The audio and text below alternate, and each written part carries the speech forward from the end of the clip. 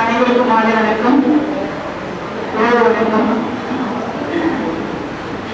இந்த மாமன்றத்திற்கு அழைத்த ஐயா அவர்களுக்கும் அவர்களை சார்ந்த அனைத்து நல்லுள்ளங்களுக்கும் என்னுடைய மாலை வணக்கத்தை தெரிவித்துக் கொள்கிறேன்.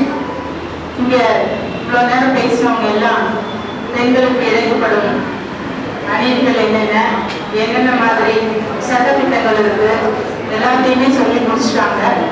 ஸோ கடைசியாக பேசும் பொழுது ஒரு நல்லது, எதுவும் பெரிய அளவு கருத்து சொல்ல வேண்டியிருக்காது.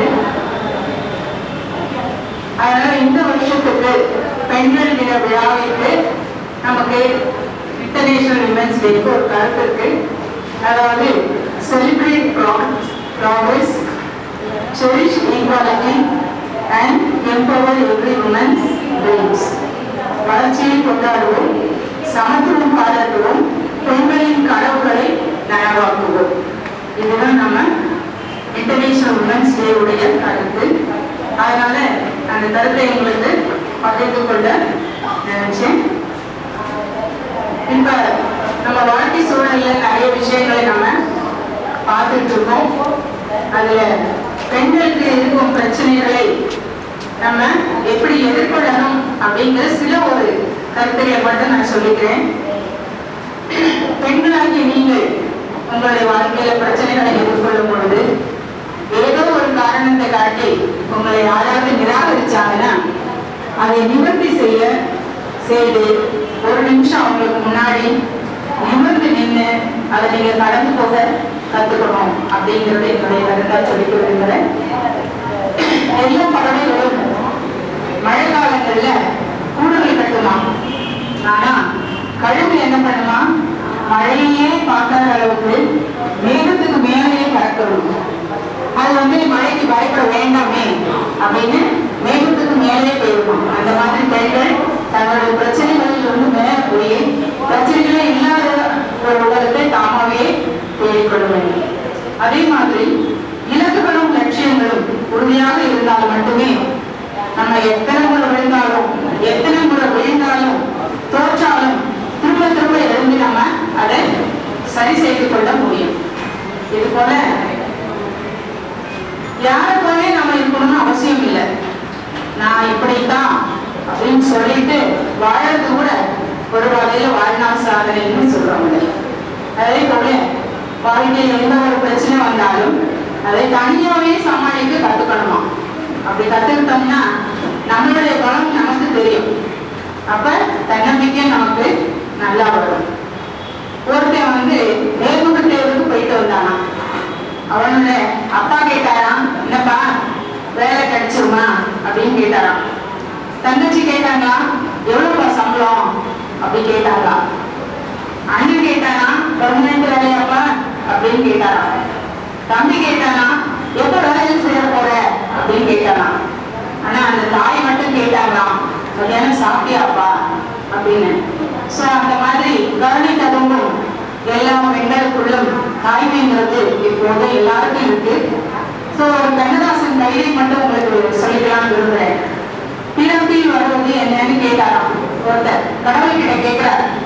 அவர் சொல்றாரு, பிறந்து பார், உனக்கு தெரியும் பிறப்புனா என்னென்ன அப்படின்னு சொல்றாராம் கடவுள். படிப்புனா என்னன்னு கேட்டாராம். படிச்சு பாரு தெரியும்னு சொன்னாராம். அறிவுனா என்ன, அறிந்து பாருன்னு சொன்னாராம் கடவுள். பாசம்னா என்ன, பகிர்ந்து பாரு, உனக்கு தெரியும் பாசம்னா என்னன்னு சொன்னாராம். மனையோட சுகம் என்ன அப்படின்னு கேட்டாராம். நீ கல்யாணம் பண்ணி பாரு, உனக்கு தெரியும் அப்படின்னு சொன்னாராம். அதே போல பிள்ளைன்னா யாரு கேட்டா பெத்து பார்த்தாதான் தெரியும் பிள்ளையோட அருமை அப்படி சொன்னாராம். முதுமை என்பது யாரு அப்படின்னு கேட்டாராம். முதிர்ந்து பார், உனக்கு தெரியும் முதுமைனா என்னன்னு சொன்னாராம். அதே போல வறுமை என்பது என்ன அப்படின்னு கேட்டதுக்கு வாடி பாட்டினா உனக்கு தெரியும் வறுமையினுடைய வலியும் வேதனையும் அப்படின்னு சொன்னாராம் கடவுள். இறப்பு என்பது என்ன அப்படின்னு கேட்டா இறந்து பாருன்னு இறைவன் சொன்னாங்க. அப்ப அனுபவிச்சுதான் நான் தெரிஞ்சுக்கணும்னு எல்லாத்துலயும் வாழ்க்கையில சொல்லி கொடுக்குறீங்களே ஆண்டவனே, நீ இருக்க அப்படின்னு கேட்டாராம். அப்ப அந்த சாமி கிட்ட ஆண்டவன் அடிக்கை சொன்னாராம், அந்த அனுபவமே நான் தான்டா அப்படின்னு சொன்னாராம். சோ அந்த மாதிரி நம்மளுடைய அனுபவங்கள் தான் நம்மளுடைய வாழ்க்கை.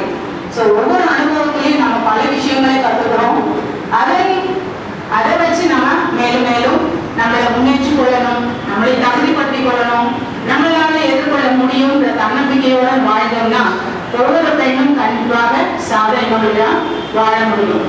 அதே போல ஒரு 5 நிமிஷத்துல ஒரு பெண்ணை சமாதானம் ஆகிடுறாங்க அப்படின்னா அது பெண் தாயா இருப்பாங்களாம். 15 நிமிஷத்துல ஒரு பெண் சமாதானம் ஆயிடுறாங்கன்னா அது சகோதரியா இருப்பாங்களாம். 30 நிமிஷத்துல சமாதானம் ஆயிட்டா அவள் தோழியா இருப்பாங்களாம்.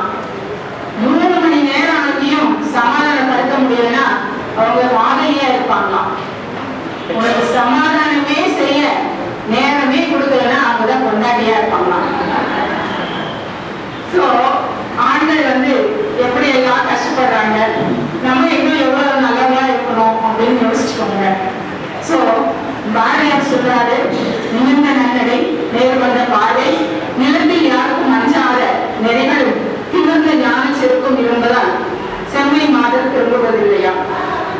துன்பம் நேரும் போது அதை கண்டு சிரிக்க பழகுங்கள், அதுவே துன்பத்தை வெட்டும் வாழாக்கிவிடும் அப்படின்னு சொல்றாங்க. பெண்ணை வாழ்க்கவென்று கூத்திடுவோமடா, பெண்ணை வெளுத்து என்று கூத்திடுவோமடா, தன்மை இன்பம் புண்ணியம் சேர்ந்தன தாயின் பெயரும் சரியென்ற நாகமும் அன்பு வாழ்வு என்று அமைதியில் ஆடுவோம். விவேகானந்தர் சொன்னாராம், பெண்மையை கொண்டாடாத வீடானாலும் சரி நாடானாலும் சரி அது முன்னேற வாய்ப்பே இல்லை அப்படின்னு சொன்னாங்களாம். சோ பெண்மையை போற்றுவோம். பெண்கள் தின வாழ்த்துக்கள்.